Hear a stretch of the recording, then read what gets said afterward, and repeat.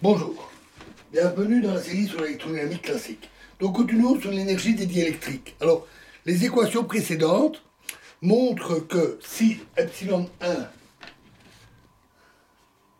est supérieur à epsilon 0, le corps diélectrique tend à se déplacer vers les régions d'accroissement de E0. Pour déterminer la force responsable de ce mouvement, désignons par delta zeta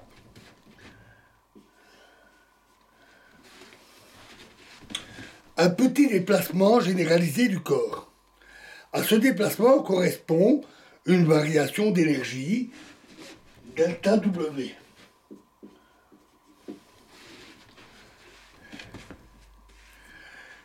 Les charges étant fixes, il n'y a aucune source d'énergie externe et on peut interpréter la variation d'énergie du champ comme une variation de l'énergie potentielle du corps.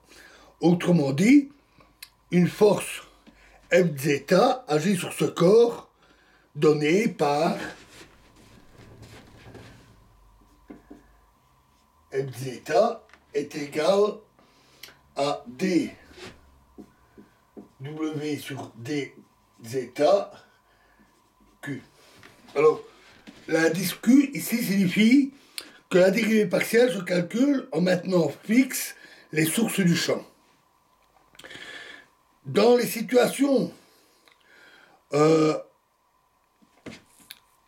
mettant concrètement en jeu un mouvement de diélectrique dans les champs électriques, ceux-ci sont souvent produits par une configuration d'électrodes maintenue à des potentiels fixes par une liaison avec une source externe, telle qu'une batterie d'accumulateurs. Pour maintenir ces potentiels constants durant la variation dans la distribution des diélectriques, la batterie donne ou prend des charges aux électrodes. Cela signifie que l'énergie est fournie par la source externe. Il est donc intéressant de comparer cette énergie à la variation d'énergie déterminée précédemment, dans le contexte de champs avec des sources fixes. Nous traiterons uniquement le cas de milieux linéaires, de sorte que la relation pour l'énergie qu'on a vue au début est valide. Il suffit de considérer de petites variations de la configuration existante. En vertu de cette relation pour l'énergie, il est clair que la variation d'énergie accompagnant les variations delta ρ de x et delta phi de x,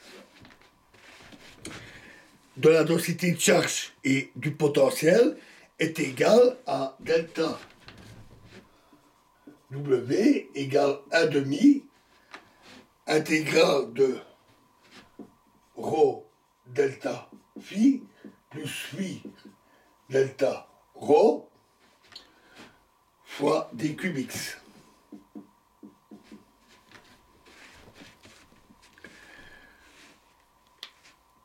Une comparaison avec la relation delta W qu'on a vue précédemment montre que si les propriétés diélectriques restent inchangées, les deux termes ici sont égaux.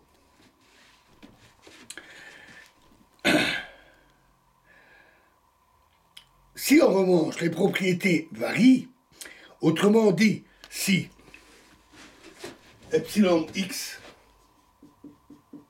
devient epsilon x plus delta epsilon x, les deux contributions ici ne sont plus égales. Elles ne sont pas nécessairement égales. En fait, nous avons calculé précédemment la variation d'énergie due à l'introduction d'un corps diélectrique dans un champ électrique aux sources fixes, delta ρ égale 0. Des contributions égales, puisque delta ρ égale 0, si les deux contributions étaient égales, ça entraînerait delta W égale 0. Alors qu'on l'a vu, en général, cette valeur n'est pas nulle. Cette différence s'explique par l'existence de la charge de polarisation. On peut considérer la variation des propriétés diélectriques liées à delta epsilon x comme une variation de la densité de charge de polarisation. Si alors on interprète la relation intégrale ici comme l'intégrale impliquant simultanément la densité de charge libre et la densité de charge de polarisation, c'est-à-dire comme une équation microscopique, les deux contributions sont toujours égales, mais non nulles. Toutefois, il est souvent commode de travailler sur des grandeurs macroscopiques plutôt que microscopiques. L'égalité est alors uniquement vérifiée si les propriétés diélectriques sont inchangées. Voilà, nous verrons la suite dans la prochaine vidéo. Je vous remercie.